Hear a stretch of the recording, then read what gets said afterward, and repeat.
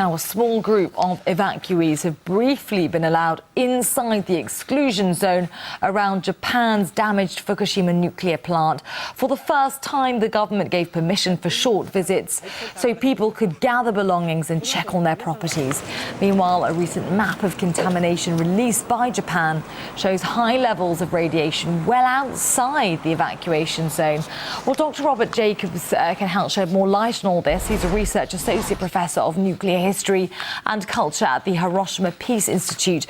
Dr. Jacobs, many thanks for being with us now. If radiation is high even beyond the zone, how can it now be safe to be letting people get closer? It's not safe. This is a situation where they're letting the people go in one time in order to remove articles from their home, typically a designated person in a family. So that person will certainly have some exposure during that time. It shouldn't be sufficient in a period of going in for a few hours and leaving to be very threatening to their health, but the real threat is to the people who live in the contaminated areas outside of the exclusion zone. And it's now clear, there have been, for 2 months now, there have been measurements of high levels of radiation outside of the exclusion zone. And as we've heard, high levels present in the schools in the voluntary evacuation zone from 20 to 30 kilometers. And just this week, also, radioactive sludge turned up in the sewage system of one of the nearby cities. So in just a period of less than 2 months, the groundwater contamination has been sufficient to enter into the sewage system of a nearby town. So clearly the levels outside of the zone are fairly high in some areas. Let's talk about some of the ambiguity still surrounding radiation levels. Those levels detected by workers inside the damaged reactor show that it is much higher than they expected. So why aren't we getting more accurate readings since we're 2 months into the crisis now? Well, this is a reflection of the incredibly small amount of information that even TEPCO and the Japanese government are operating with. Just in the last day or two, the government entered for the first time since the accident happened, entered into reactor number 1. And the idea was that they were going to vent out the radiation that was contained in the building and begin to install a new cooling system. But once they entered into the building, they found that the levels inside were so high that it became impossible to work there. They're now at such a high level that one worker working for 10 minutes will receive a lifetime dose of exposure. So clearly, TEPCO and the government are still in the process of just beginning to learn what are the current conditions. So it's very hard to solve these problems when you don't really know what the sources of the radiation are. And of course, the situation's far from over, isn't it? There's speculation now that the 4th reactor is leaning and is in danger of falling. How great a concern is that?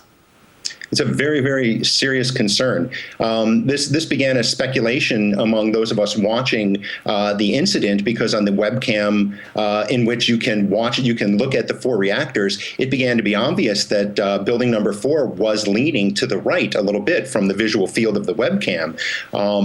And now just tonight, actually, in a release of information from the Japanese government, they have confirmed that there has been work started yesterday to shore up the structure of the building, and specifically the upper floor. Now, in this reactor, you have the spent fuel pool that is a much larger spent fuel pool. It has fuel rods from 3 to 4 reactors in there. And this part of the building is beginning to lean. And because of the explosion of reactor 3, there is some questions about the structural integrity of the building of reactor 4. And if that were to collapse, you would have all of the fuel in that spent fuel pool just scattered about on the ground. And outside of increasing very, very high level of contamination, you would also have radiation rise to levels that would make it very problematic for workers to continue to work on the site at all. Now, just lastly and briefly, if you would, Dr. Jacobs, from what you've been saying, it's clear that the situation at Fukushima does remain critical, yet the silence that we're getting is quite deafening, isn't it? Why aren't we hearing more about a facility that's still at risk of causing great amounts of devastation?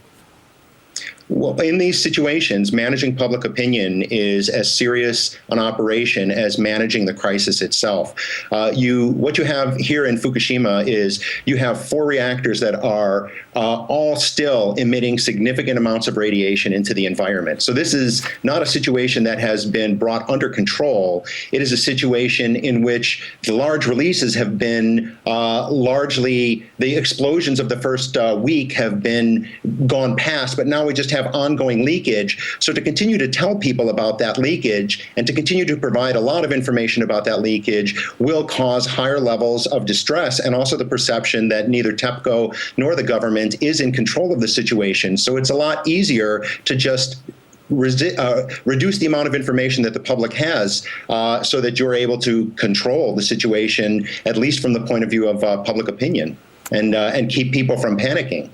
OK, Dr. Robert Jacobs from the Hiroshima Peace Institute, many thanks for speaking to us about the ongoing situation at Fukushima. Many thanks.